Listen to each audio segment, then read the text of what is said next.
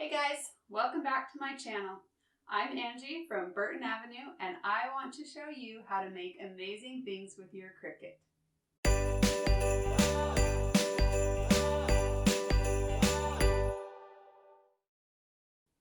Welcome back to another day in my 25 Days of Craftmas series, where I show you how to make 25 different Christmas projects using your Cricut machine. And I also share the SVG files I use to make the projects for free, so you can make them at home. It's day 3 and I've got another Christmas countdown sign to share. This is a chalkboard sign and it is another easy project. I'm excited to show you how to make it, so let's go take a look at the supply list and we can get started.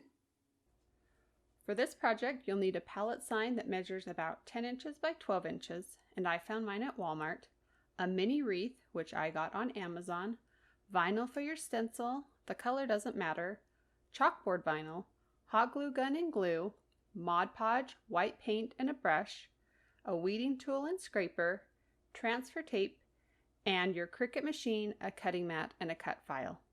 So go grab your supplies and then head over to your computer. So the first thing that we need to do is grab the SVG file we'll be using for this project. You can get it for free over on my blog at burtonavenue.com. I keep all the SVG files for the projects that I make and share in my free SVG library.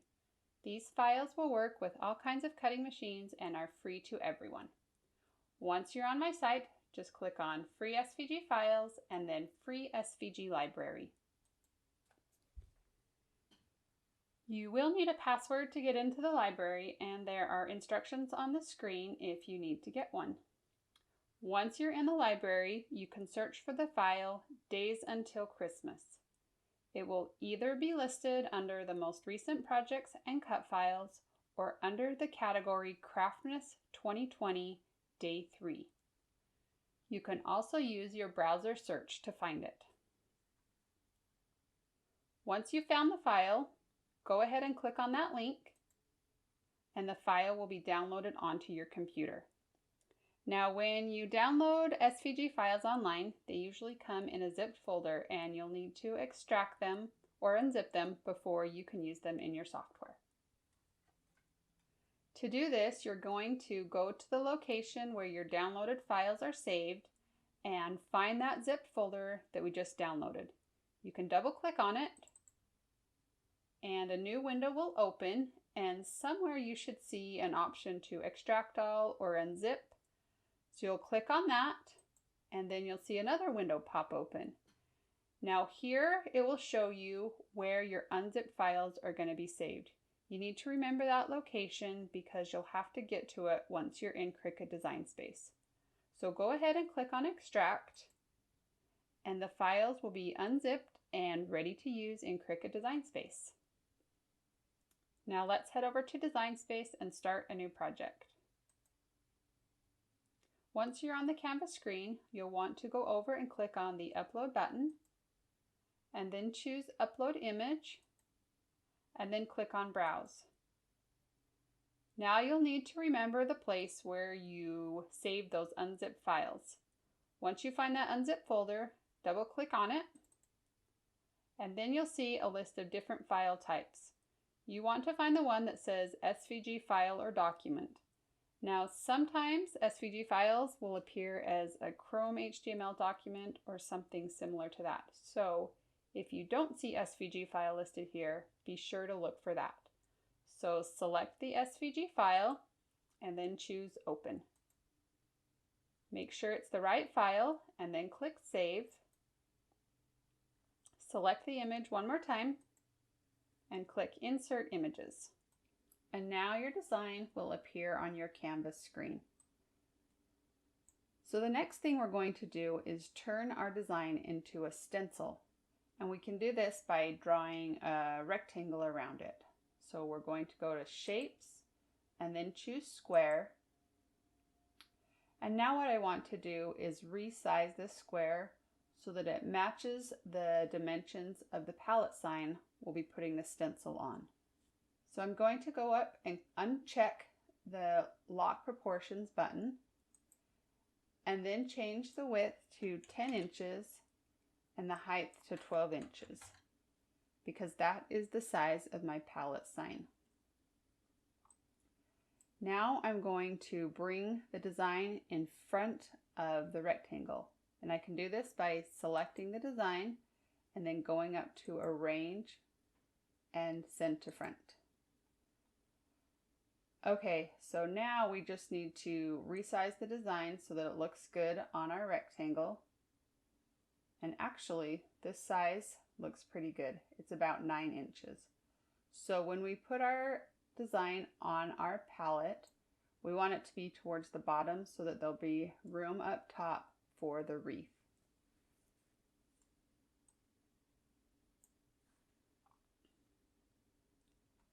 So it's going to kind of look like this on our palette sign. And we actually don't need all this extra vinyl up here since it's just kind of a waste. So I'm going to resize the rectangle so it's closer to the size of the design.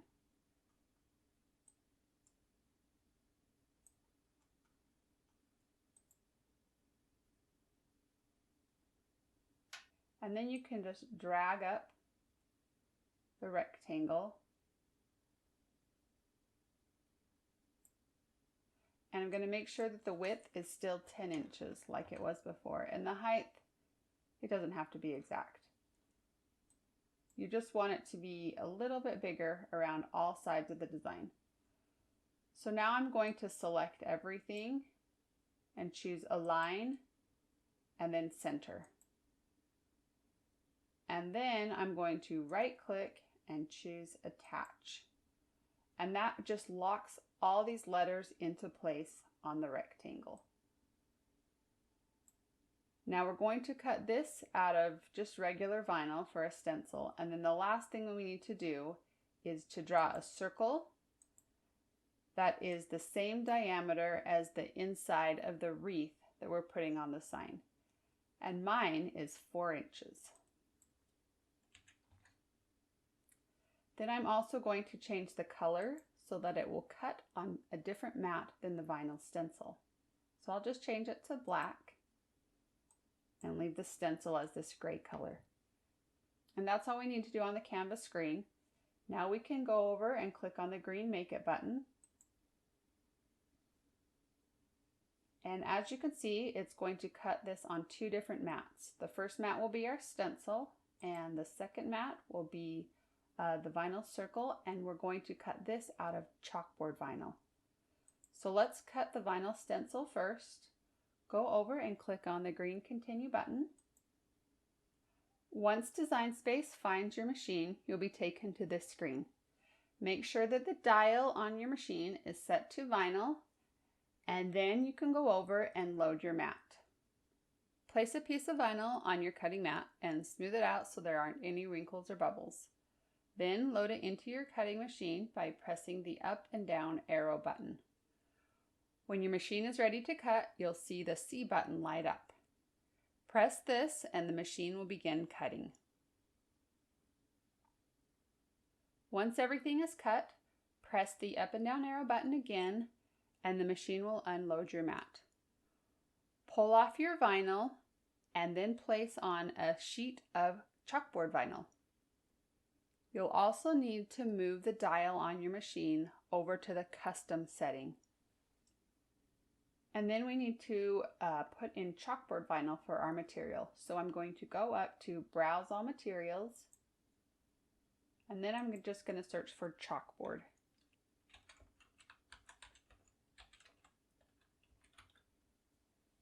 And then you can select it and choose Done. And I am just going to increase my pressure to more. And that's it. Now we can go load the chalkboard vinyl onto our cutting mat and cut that out as well.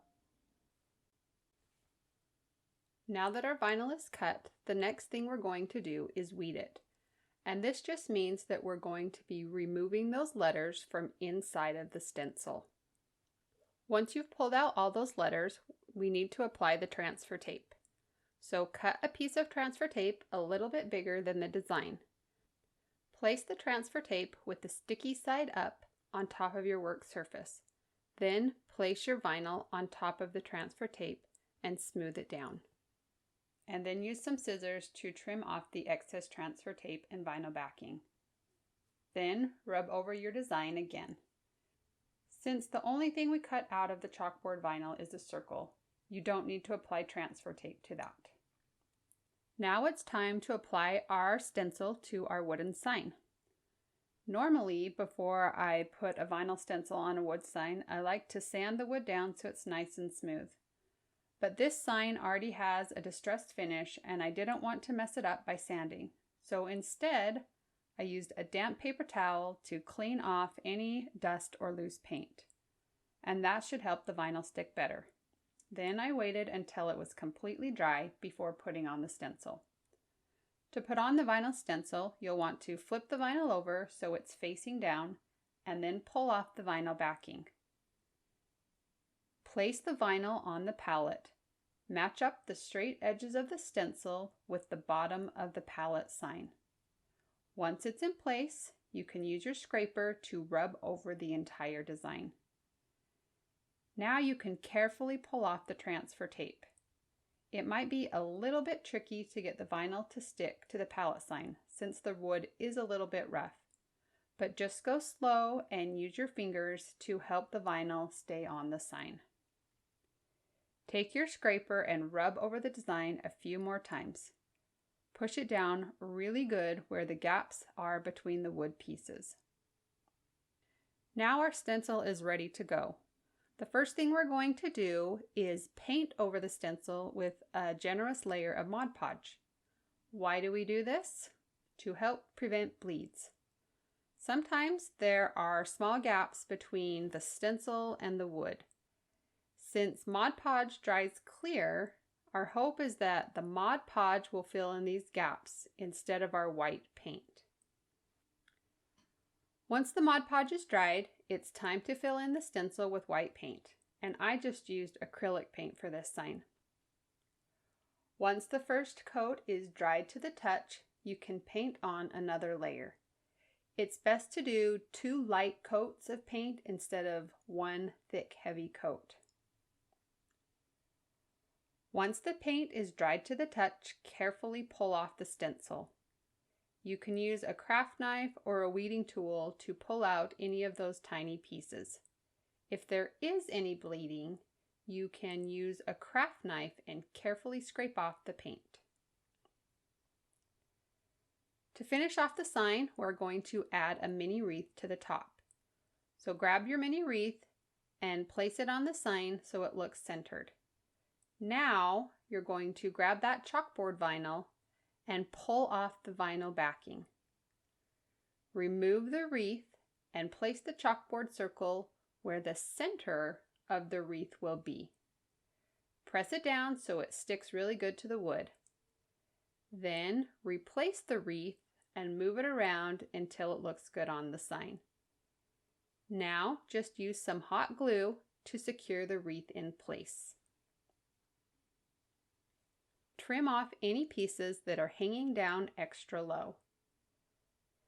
Now you can use chalk to write in the numbers as you count down the days until Christmas. Thanks for joining me on day 3 of my 25 Days of Craftmas series. If you like this project and want to see more like it, be sure to like and subscribe so you'll get notified each time I post something new. See ya!